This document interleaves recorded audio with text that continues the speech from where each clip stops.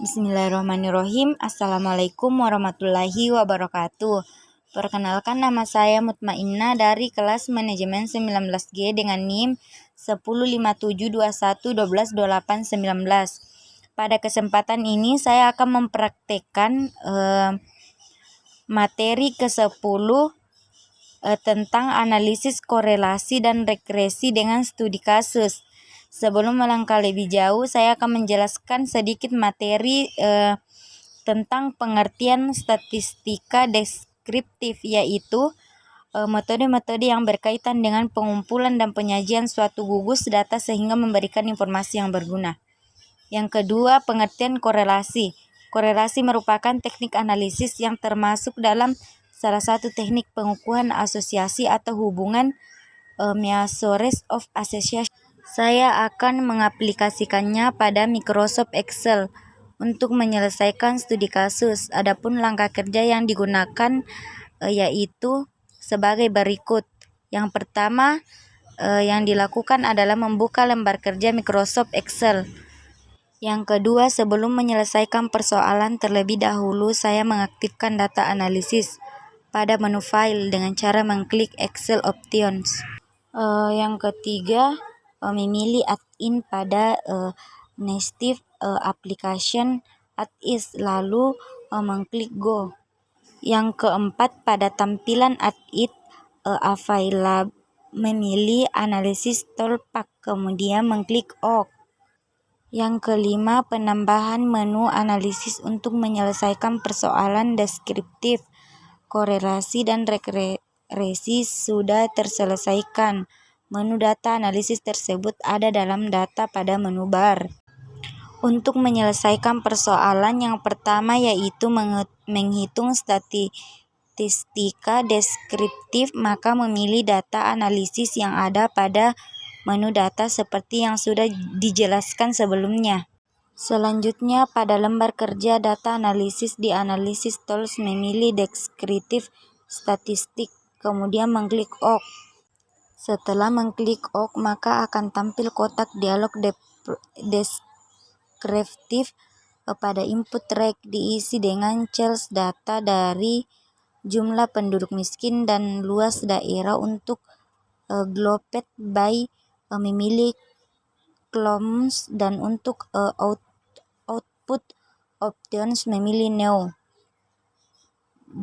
di mana hasil output akan dicantumkan pada set baru di Microsoft Excel dan summary statistik, kemudian mengklik OK. Setelah mengklik OK, maka akan didapatkan hasil sebagai berikut.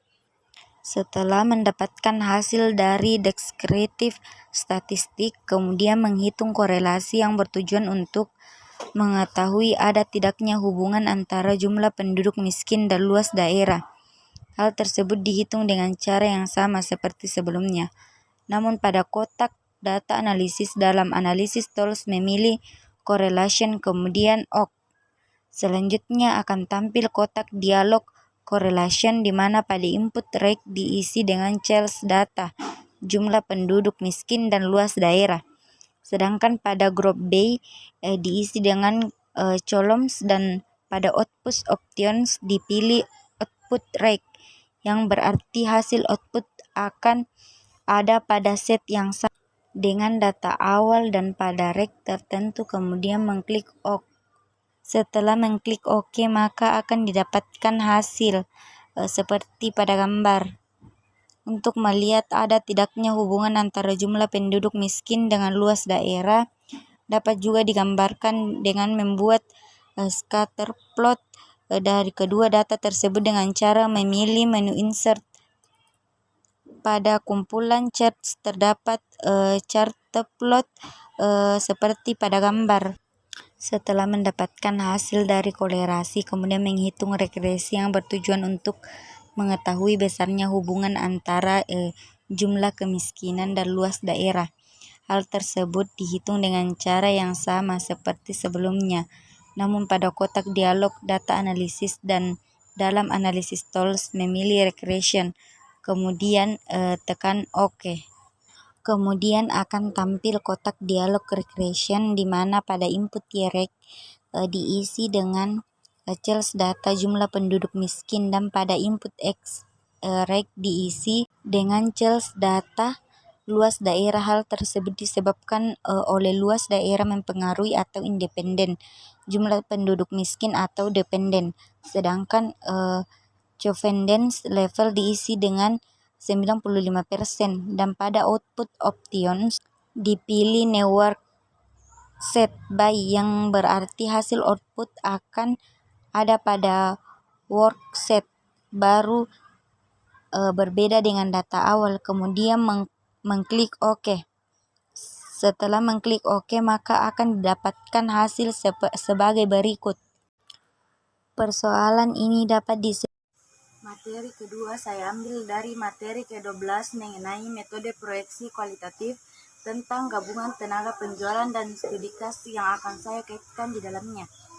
Baiklah, sebelum melangkah lebih jauh, saya akan menjelaskan gabungan tenaga penjualan terbagi menjadi 5, yaitu yang pertama, pendekatan akar rumput. Proyeksi dengan menggunakan akar rumput dilakukan dengan menggabungkan hasil proyeksi dari semua tenaga penjualan.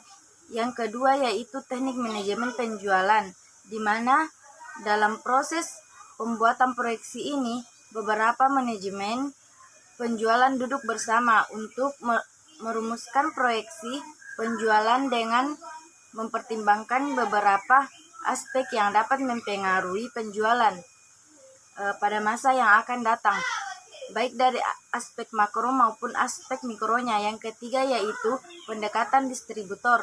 Seringkali perusahaan tidak memasarkan sendiri produknya, tetapi melalui distributor independen, sehingga perusahaan tidak memiliki kontak langsung dengan konsumen akhir. Yang keempat yaitu proyeksi berdasarkan riset pasar. Proyeksi dengan menggunakan metode ini didasarkan pada riset pasar. Yang kelima yaitu penilaian probabilitas individual. Proyeksi ini dilakukan dengan menentukan besarnya probabilitas untuk setiap kegiatan. Tahap dalam proyeksi dengan menggunakan metode ini ialah yang pertama, memiliki individu yang dipandang memiliki pengetahuan yang memadai tentang kegiatan yang akan dilakukan. Yang kedua, tiap individual diminta untuk membuat proyeksi secara subjektif tentang kegiatan yang akan datang beserta nilai kemungkinan.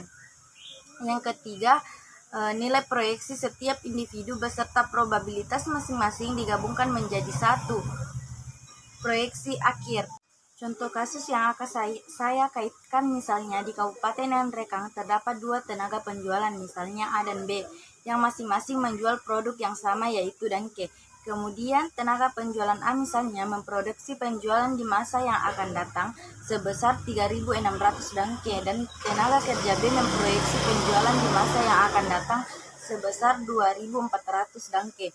Di samping itu, tenaga penjualan di Kabupaten Nangrekang, Toraja, dan Palopo juga membuat proyeksi penjualan. Hasil proyeksi penjualan dari keempat kabupaten tersebut dijumlahkan sehingga diperoleh proyeksi penjualan untuk seluruh dangke di Sulawesi. Jika produksi penjualan per dangke dijumlahkan, maka akan diperoleh proyeksi penjualan provinsi dan seterusnya, sehingga diperoleh total proyeksi penjualan secara menyeluruh. Kemudian proses ini dilanjutkan, proses proyeksi diselenggarakan kepada pihak yang dipandang memiliki pengetahuan pasar dan pengetahuan makro. Dalam proses ini, beberapa manajemen penjualan duduk bersama untuk merumuskan proyeksi penjualan dangke dengan mempertimbangkan beberapa aspek yang dapat mempengaruhi penjualan, baik dari aspek makro maupun aspek mikronya, dan hasil yang diperoleh dari konsumen akhir. Dan dilakukan pendekatan distributor untuk menyalurkan hasil proyeksi dangke ini untuk membuat penjualan dangke.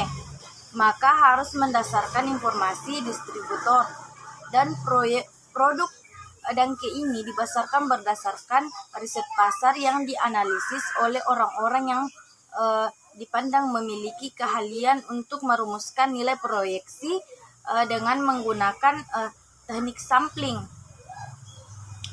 Dan untuk menentukan sampel harus dilakukan secara cermat, baik jumlah maupun metode pengambilan sampelnya. Hal ini dimaksud agar informasi yang diperoleh benar-benar mampu menggambarkan keadaan populasi sehingga dapat memberikan hasil proyeksi yang optimal.